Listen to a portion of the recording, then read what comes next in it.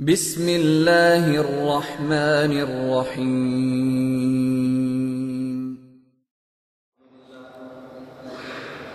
الحمد للہ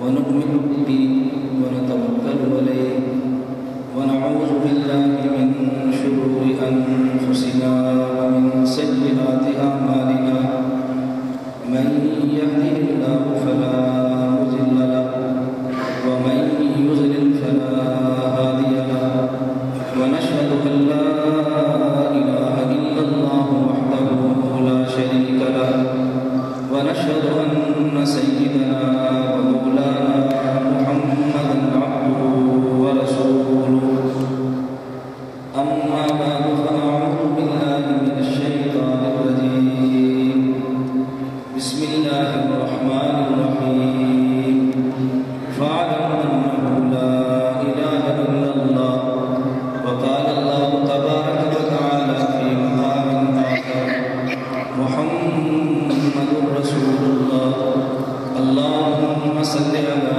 محمد وعلی آل محمد کما صلیت علی ابراہیم وعلی آل ابراہیم انک حمید مجید اللہم بارک علی محمد وعلی آل محمد کما بارکت علی ابراہیم وعلی آل ابراہیم انک حمید مجید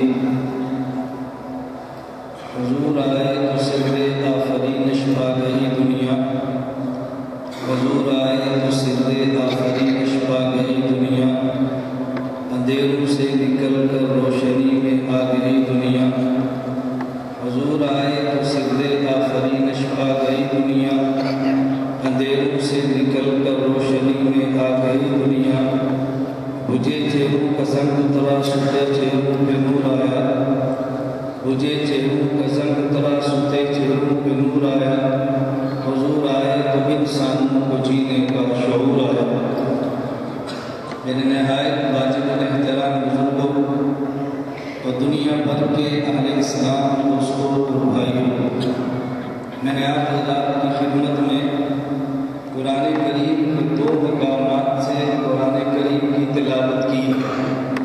اس کی وجہ یہ ہے ہم سب چونکہ مسلمان ہیں تو اسلام کے لیے ایک ایسا کلمہ پڑھنا پڑتا ہے جس کے 2 جز ہیں۔ نمبر 1 لا الہ الا اللہ، نمبر 2 محمد رسول اللہ۔ لا الہ الا اللہ بھی قرآن میں ہے، محمد رسول اللہ بھی قرآن میں ہے۔ ہم اللہ ہی کی توحید کے قائل ہو جائیں۔ محمد رسول اللہ کا معنی یہ ہے ہم مصطفیٰ کی رسالت کے قائل ہو جائیں۔ اگر کوئی انسان خدا کی توحید کا قائل نہ ہو وہ مسلمان نہیں ہے، اور اگر کوئی مصطفیٰ کی رسالت کا قائل نہ ہو تو بھی مسلمان نہیں ہے۔ جس طرح خدا کی توحید میں کسی کو شامل کرنا شرک فی التوحید کہلاتا ہے، مصطفیٰ کی رسالت میں کسی کو شریک کرنا یہ شرک فی الرسالت کہلاتا ہے۔ اللہ کو اپنی خدائی میں کوئی شریک برداشت نہیں تو مصطفیٰ کی مصطفائی میں بھی شریک برداشت نہیں۔ یہ خدائی میں یکتا ہے وہ مصطفائی میں یکتا ہے۔ اس لیے جب ہم کلمہ پڑھتے ہیں تو لا الہ الا اللہ بھی ضروری ہے اور محمد الرسول اللہ بھی ضروری ہے۔ میں آج آپ کی خدمت میں دلائل کے ساتھ سیرت کے جس عنوان پہ گفتگو کرنا چاہتا ہوں وہ یہ کہ ہم 2 لفظوں کو سمجھیں۔ نمبر 1 لفظ محمد کو سمجھیں، نمبر 2 لفظ رسول کو سمجھیں۔ ہم توحید کے بھی قائل، رسالت کے بھی قائل، لیکن ربیع الاول کا مہینہ آپ نے سیرت کے عنوانات پہ گفتگو کرتے ہوئے سنا ہے۔ اللہ ہمیں سیرت سننے کی بھی توفیق دے اور سیرت کو اپنانے کی بھی توفیق عطا فرمائے۔ میں نے ان 2 لفظوں پہ بات کرنی ہے، نمبر 1 لفظ محمد اور نمبر 2 لفظ رسول۔ محمد حضور اکرم صلی اللہ علیہ وسلم کا مبارک نام ہے۔ ایک اللہ کے نبی کے نام محمد رکھنے کی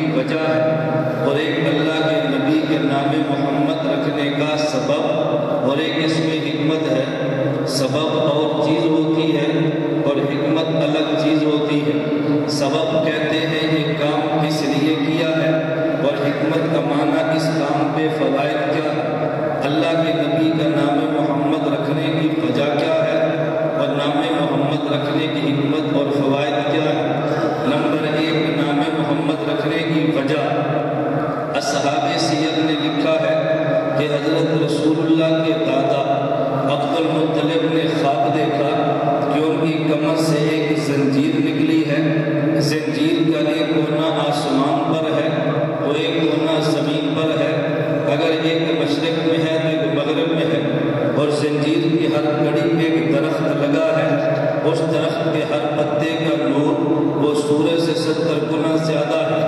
پھر دیکھا کہ بعض لوگ آگے بڑھے ہیں، وہ درخت کو کاٹنے لگے ہیں، اور بعض اور آگے بڑھے، ان نے درخت کو کٹنے سے بچا لیا۔ انہوں نے کہا میں نے خواب دیکھی، میں نے تعبیر اس کی یہ نکالی ہے کہ میری پشت میں ایسا بیٹا، ایسی اولاد ہوگی جس کے ماننے والے آسمان پر بھی ہوں گے، جس کے ماننے والے زمین پر بھی ہوں گے، اس کے ماننے والے مشرق میں بھی ہوں گے، مغرب میں بھی ہوں گے، شمال میں بھی ہوں گے، جنوب میں بھی ہوں گے۔ اور جب کوئی بندہ کسی کو مانتا ہے، اس کی تعریف بھی کرتا ہے، تو مجھے پتہ چلا میری نسل میں ایسا فرد پیدا ہوگا کہ جو فرد دنیا بھر میں زمین و آسمان میں اس کی تعریف کی جائے گی، وہ جس کی تعریف کی جائے اسے عربی زبان میں محمد کہتے ہیں۔ میں نے اس لیے اپنے اس پودے کا نام محمد طے کر دیا۔ تو رسول اللہ صلی اللہ علیہ وسلم واقعتاً آج دنیا میں اپنا بھی تعریف کرتا ہے اور غیر بھی تعریف کرتا ہے۔ یہ تو نام محمد رکھنے کی وجہ اور نام محمد رکھنے کا سبب ہے جو سیرت کی کتابوں میں درج ہے، اور نام محمد رکھنے کی حکمت کیا ہے؟ حضور اکرم صلی اللہ علیہ وسلم کی ذات کے بارے میں ہمارا نظریہ یہ ہے، خدا کی ذات کے بعد کائنات میں سب سے بڑا مقام حضرت محمد مصطفیٰ صلی اللہ علیہ وسلم کا ہے۔ دنیا میں جو جتنا بڑا ہوتا ہے، اگر اس کے ماننے والے کم نہ ہوں، اس کے مخالفین بھی کم نہیں ہوتے، اس کی مخالفت کرنے والے بہت ہوتے ہیں۔ اور جب کوئی کسی کی مخالفت کرتا ہے تو دو کام ضرور کرتا ہے، اس کے خلاف زبان کا بھی استعمال کرتا ہے، اس کے خلاف قلم کا بھی استعمال کرتا ہے۔ میرے اللہ کے علم میں تھا میرے اس محمد کے خلاف قلم بھی چلے گا، میرے محمد کے خلاف زبان بھی چلے گی، یہ بات الگ ہے۔ میرے پیغمبر کا دفاع قلم بھی کرے گا، میرے پیغمبر کا دفاع زبان بھی کرے گی، لیکن ہو سکتا ہے دفاع کرنے والا حضور پہ احسان چڑھا دے۔ میں نے قلم چلا کے تعریف کی ہے، میں نے زبان سے نبی کا دفاع کیا ہے۔ اللہ نے اپنے نبی کا نام محمد کیوں رکھا ہے؟ تاکہ دفاع کرنے والا ایمان سمجھ کے دفاع کرے، لیکن نبی پہ احسان نہ چڑھائے۔ اس کا ذہن یہ بن جائے کہ میرا احسان یہ نہیں ہے، میں نے پیغمبر کا دفاع کیا ہے، ان کو تو میرے دفاع کی ضرورت ہی نہیں ہے، میں نے دفاع کیا کرنا ہے؟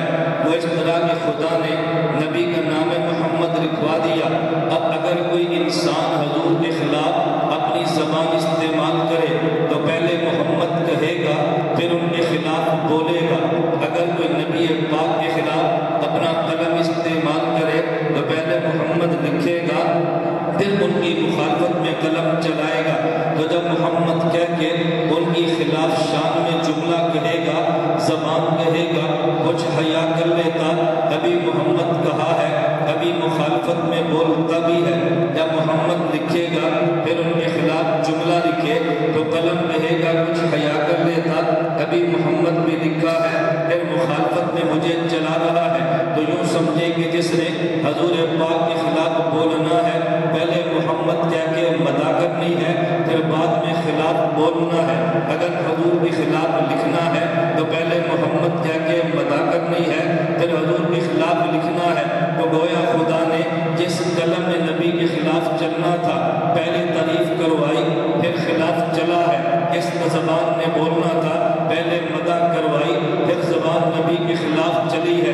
تو جس قلم نے مخالفت کرنی وہ مدح پہ مجبور ہے، جس زبان نے مخالفت کرنی وہ تعریف پہ مجبور ہے۔ تو خدا نے بتا دیا اگر میرے مصطفیٰ کا دفاع کرے تیری ضرورت نہیں ہے، جو زبان مخالفت کرتی ہے دفاع وہ خود کر رہی ہے۔ جو قلم میرے محمد کے خلاف چلا دفاع خود کر رہا ہے۔ خدا نے حضور کو محمد کا نام دے کے میری اور تیری مدح سے بے نیاز کر دیا۔ پتہ کریں کہ نبوت کا ہم پہ احسان ہے، یہ نبی پہ ہمارا کوئی احسان نہیں ہے۔ نام محمد رکھنے کی وجہ عبد المطلب کا خواب ہے، نام محمد رکھنے کی حکمت امت سے نبی کو خدا نے بے نیاز کر دیا ہے۔ وہ یہ کہنا دے احسان میرا ہے، وہ احسان تیرا نہیں ہے، احسان ان کا تھا جنہوں نے اپنی مدح کے لیے تیرا انتخاب کر لیا ہے، وگرنہ ان کو تو اعتراض کے دفاع کے لیے تیری ضرورت ہی نہیں تھی۔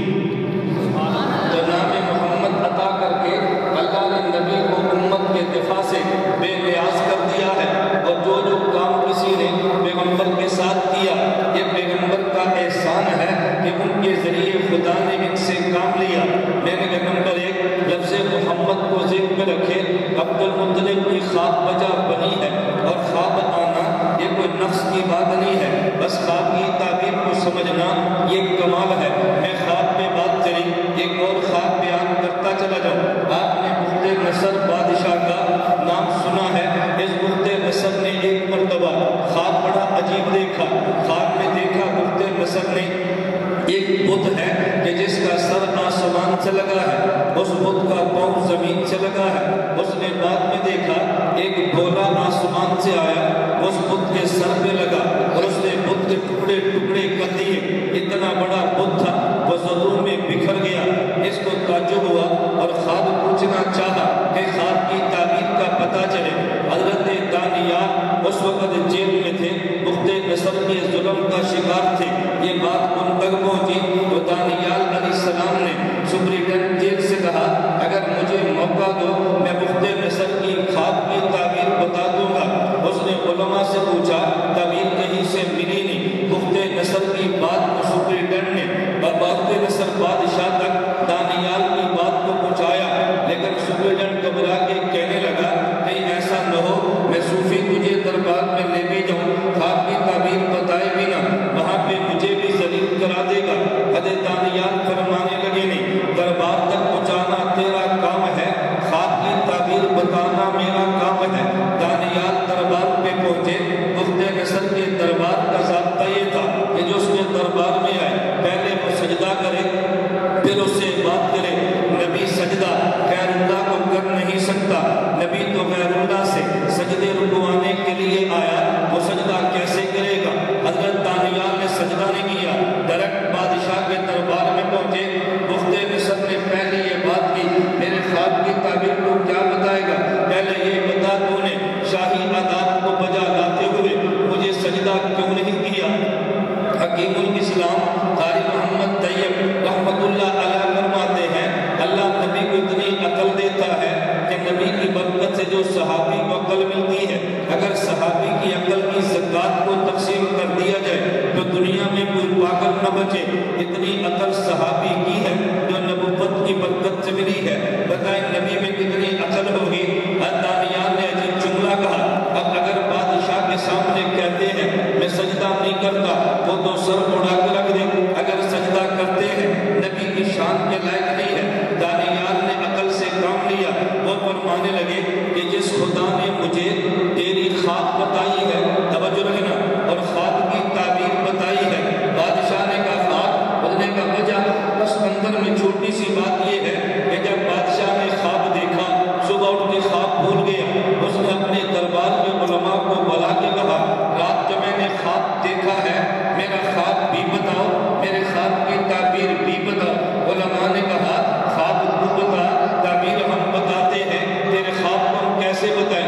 اس نے کہا تعبیر بتا سکتے ہو، خواب نہیں بتا سکتے، میرا خواب بتاؤ وگرنہ میں تمہارے سر قلم کر دوں گا۔ اب خواب بتائیں کیسے؟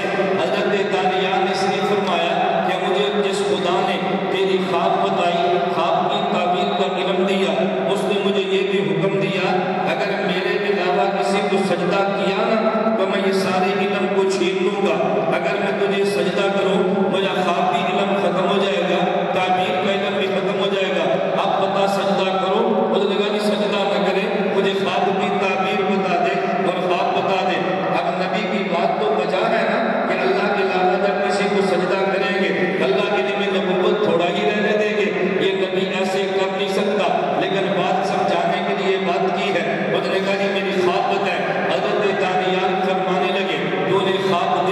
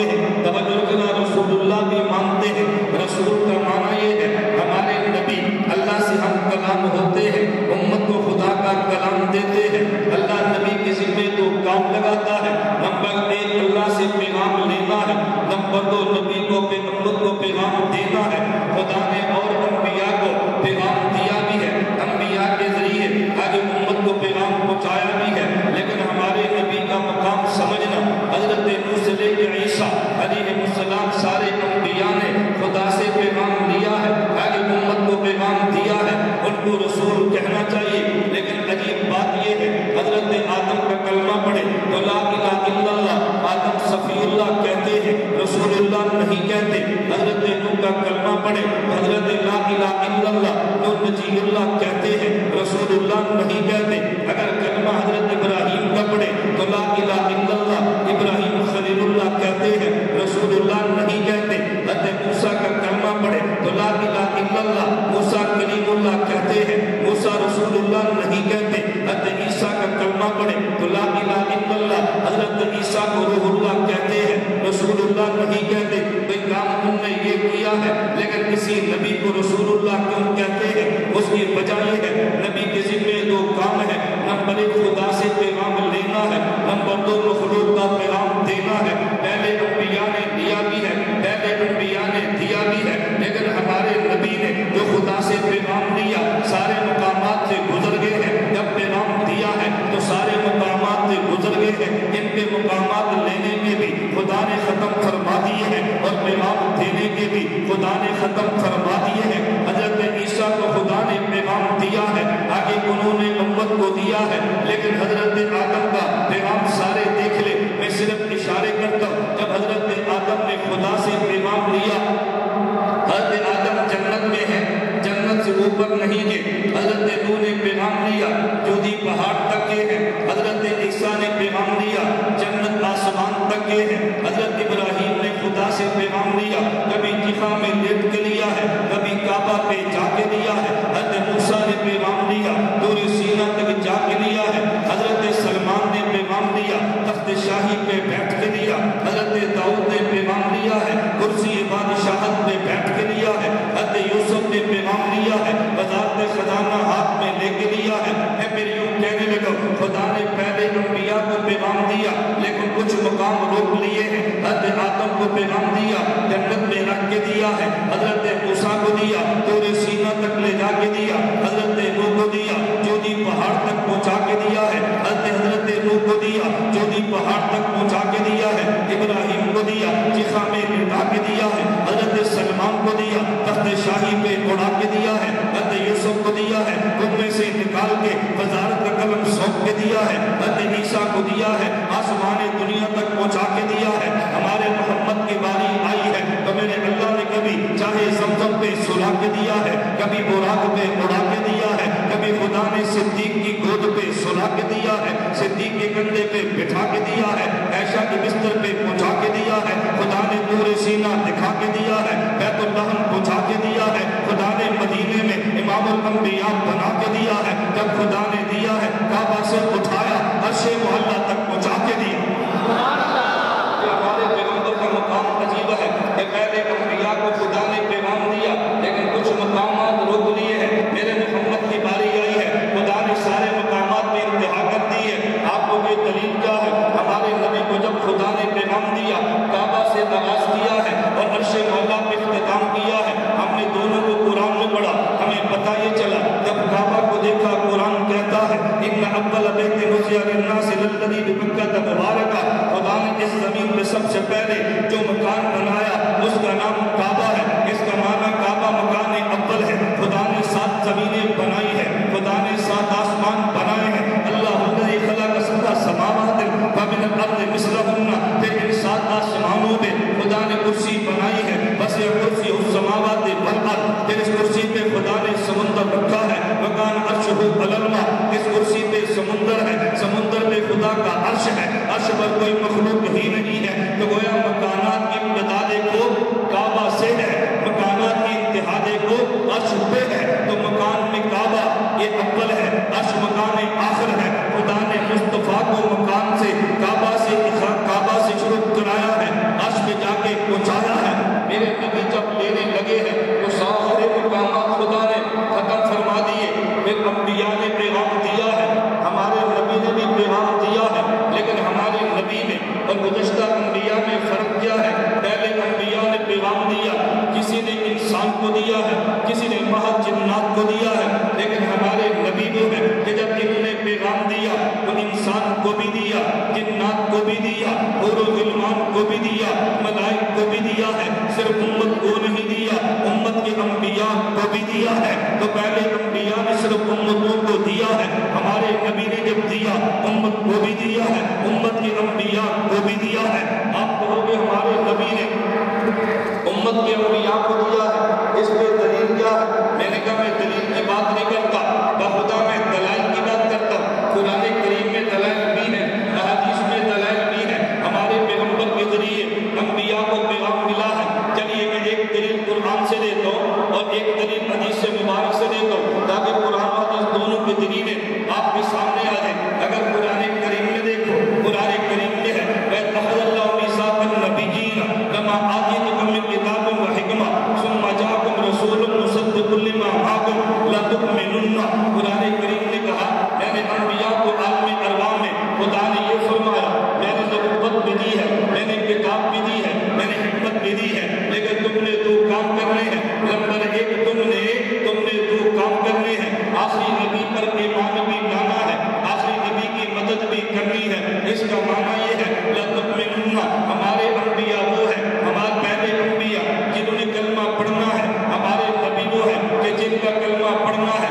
ایک وہ شخص ہے جو کلمہ پڑھتا ہے اور ایک وہ جس کا کلمہ پڑھتا ہے، تو جو کلمہ پڑھے ایمان اس کا بھی ہے اور جس کا کلمہ پڑھے ایمان اس کا بھی ہے، لیکن جو کلمہ پڑھے اس کا ایمان بعد میں ہے اور جس کا کلمہ پڑھے اس کا ایمان پہلے ہے۔ پتہ یہ چلا باقی انبیاء کا ایمان بعد میں ہے، ہمارے نبی کا ایمان پہلے ہے۔ قرآن کہہ رہا ہے تم نے ان پہ ایمان بھی لانا ہے، تم نے مدد بھی کرنی ہے۔ پھر قرآن لفظ عجیب بولا ہے وَإِذْ أَخَذَ اللَّهُ مِيثَاقَ النَّبِيِّينَ لَمَا آتَيْتُكُم مِّن كِتَابٍ وَحِكْمَةٍ ثُمَّ جَاءَكُمْ رَسُولٌ مُصَدِّقٌ لِّمَا مَعَكُمْ۔ یہ آخری نبی وہ ہوگا جو اس کتاب کی تصدیق کرے گا، یہ نکتہ سمجھنا، اس کتاب کی تصدیق کرے گا جو کتابیں تمہارے پاس ہے، ان صحیفوں کی تصدیق کرے گا جو تمہارے پاس ہے۔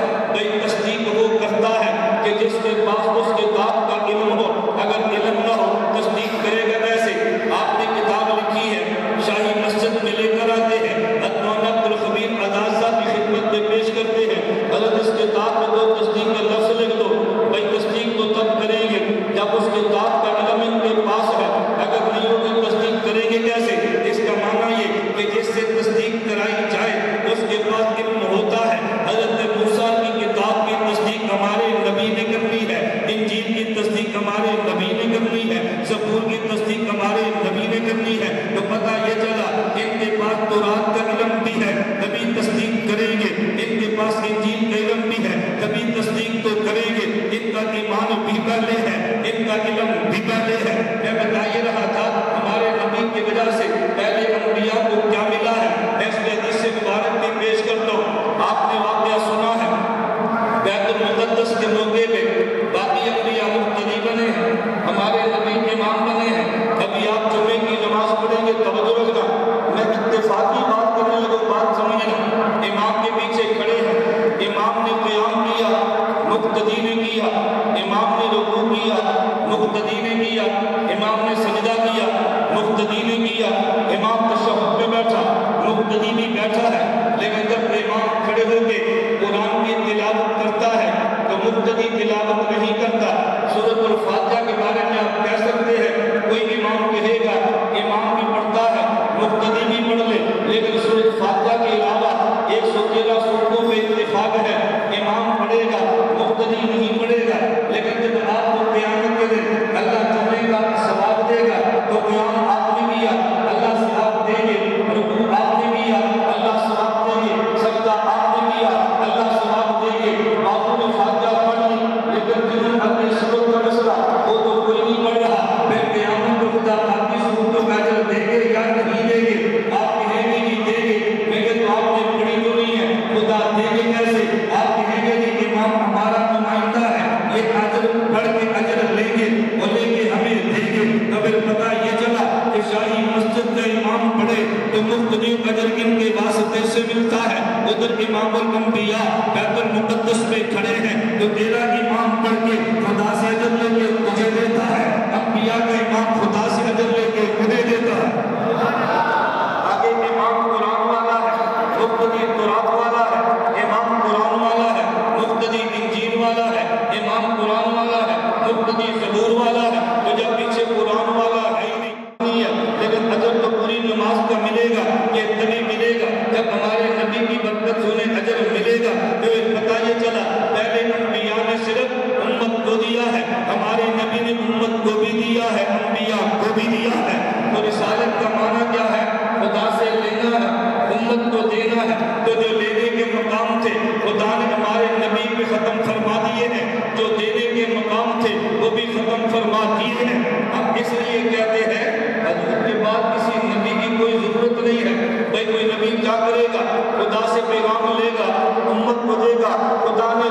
کے مقام بھی مصطفیٰ پہ ختم کر دیے، دینے کے مقام بھی مصطفیٰ پہ ختم کر دیے۔ اب کسی اور نبی نے آ کے کرنا کیا ہے؟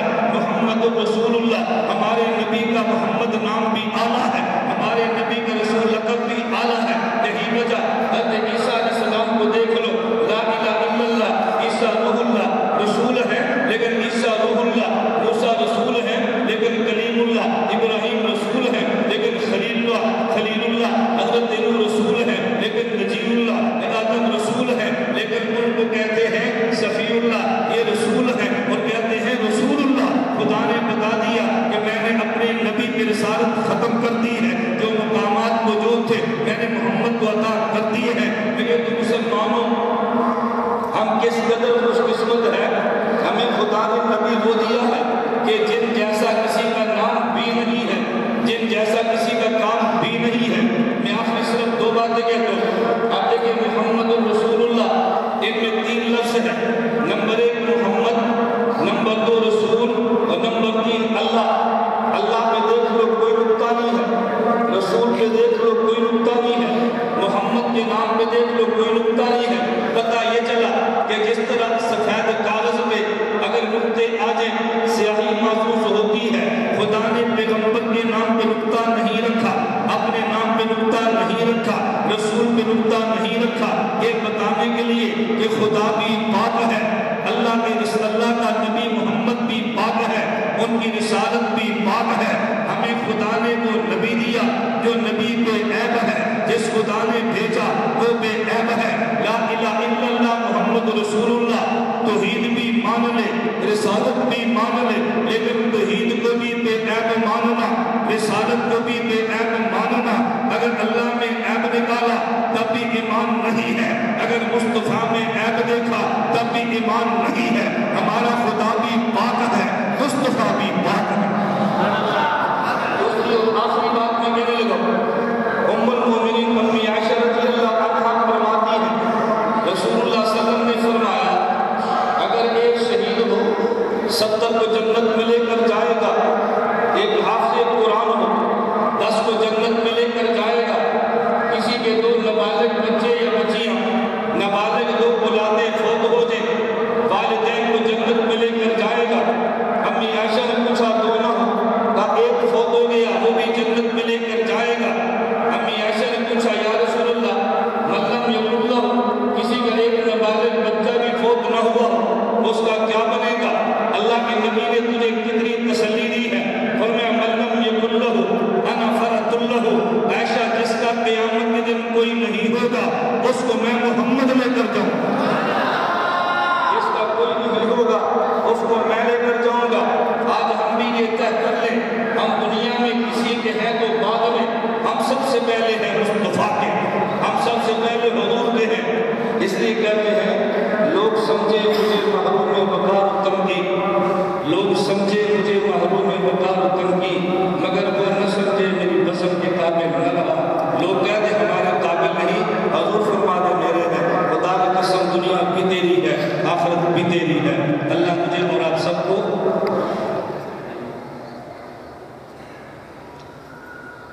میں تجھے مولانا حکم کا پابند ہوں، مولانا دیکھ سکتے بالکل میں تجھے مولانا حکم کا پابند ہوں۔ اہل مولانا فرماتا ہے کہ آپ کو ختم فرما فرمایا 10 منٹ اور کریں، ہمیں پہلا حکم بھی منظور ہے، دوسرا بھی منظور ہے۔ ہم تو ماننے والے ہیں، لڑنے والے تو نہیں ہیں، ہمیں بدنام کیا لڑنے والے کہ ہم لڑنے والے ہم کون ہیں، ہم ماننے والے ہیں۔ چلیں توجہ، میں 2-4 باتیں پیش کرتا ہوں، 2-4 ایک اور کر لیتے ہیں۔ میں سمجھا یہ رہا تھا ہم اپنے نبی کی بات کرتے ہیں، توجہ کے نقطے پہ غور کرنا۔ میں نے کہا پہلے انبیاء نے خدا سے لے کے امت کو دیا ہے، ہمارے نبی نے خدا سے لے کے امت کو بھی علم عمل دیا ہے، انبیاء کو بھی دیا ہے۔ ہمارا مسلمانوں کا نظریہ یہ ہے کہ دنیا میں جو کچھ آیا ہے ہمارے مصطفیٰ کی برکت سے آیا ہے، ان میں سب سے قیمتی چیز ایمان ہے، وہ بھی نبی کی برکت سے ہے۔ دنیا میں قیمتی اعمال ہے، وہ بھی پیغمبر کی برکت سے ہے۔ دنیا میں ظاہری اوصاف ہے، یہ بھی پیغمبر کی برکت سے ہے۔ میں تینوں پہ دلائل دینے لگا، اگر ایمان ملا ہے حضور کی وجہ سے ملا، اگر اعمال ملے ہیں حضور کی وجہ سے ملے، اگر اوصاف ملے ہیں حضور کی وجہ سے ملے ہیں۔ میں ایمان پہ ایک دلیل دے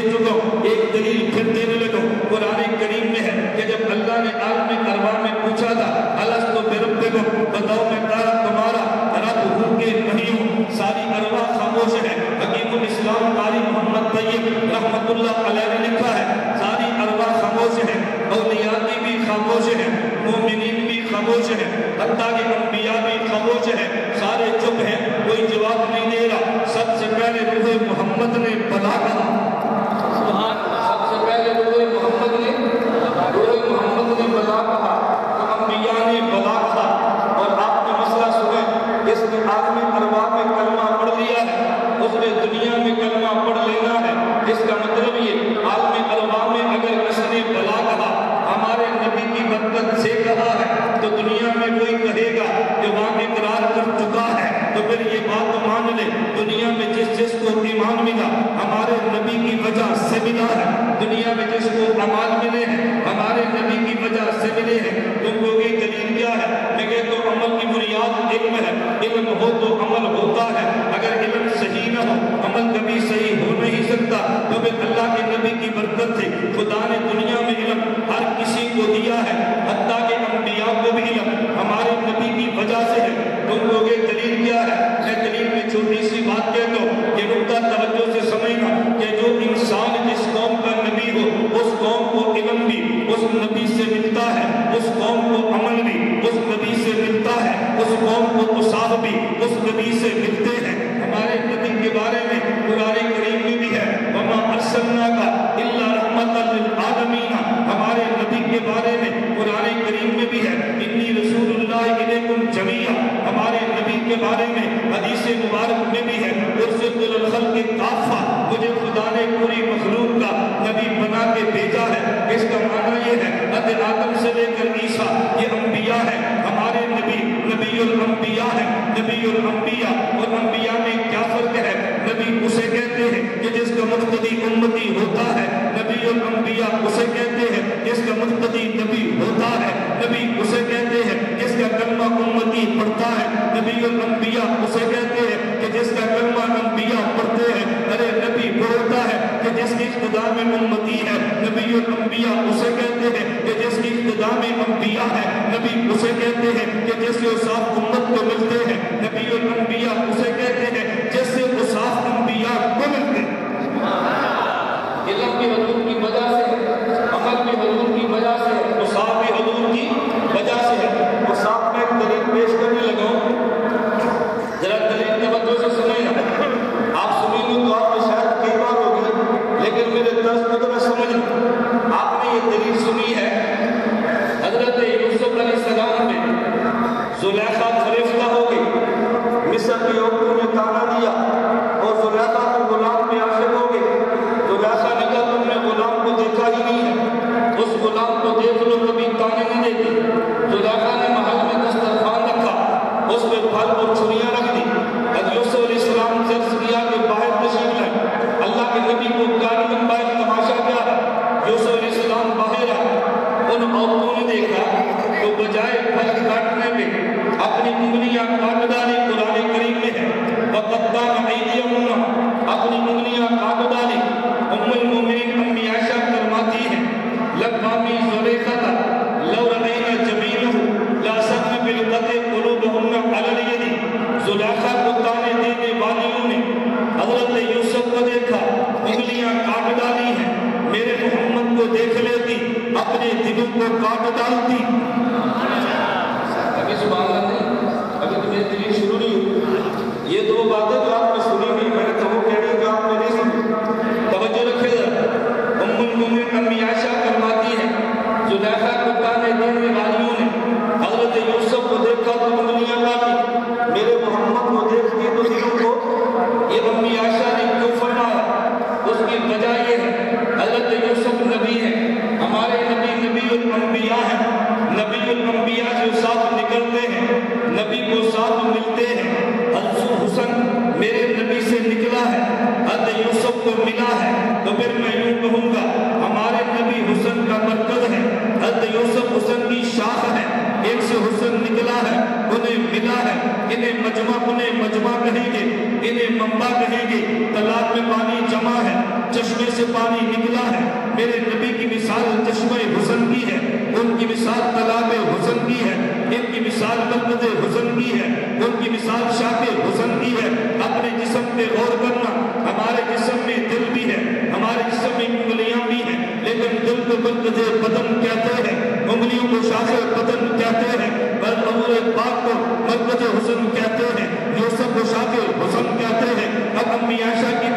سمجھنا لقامی زلیخہ لو رأینا جبینہ لاسرن بالقدر قلوبہم علی الید یوسف کو تانے دینے زلیخہ کو تانے دینے والیوں نے حضرت یوسف کو دیکھا انگلیاں کاٹ ڈالی ہیں میرے محمد کو دیکھ لیتی تو دلوں کو کاٹ ڈالتی وہ شاخ حسن تھے جب شاخ حسن کو دیکھا تو شاخ بدن کو کاٹا ہے مرکز حسن کو دیکھتی تو مرکز بدن کو کاٹ ڈالتی شاخ حسن کو دیکھا تو شاخ بدن کو مرکز حسن کو دیکھتی تو مرکز بدن کو کاٹ ڈالتی جنہوں نے ان انبیاء کا کلمہ پڑھا ان کو یوں سمجھے کہ انہوں نے پانی تالاب سے پیا ہے جنہوں نے کلمہ حضور کا پڑھا انہوں نے پانی چشمے سے پیا ہے توجہ رکھنا میں نقطہ پیش کرنے لگا جنہوں نے ان انبیاء کا کلمہ پڑھا انہوں نے پانی تالاب سے پیا ہے جنہوں نے اس نبی کا کلمہ پڑھا انہوں نے پانی چشمے سے پیا ہے یہ جو دنیا میں پانی ہے یہ بعد میں ہے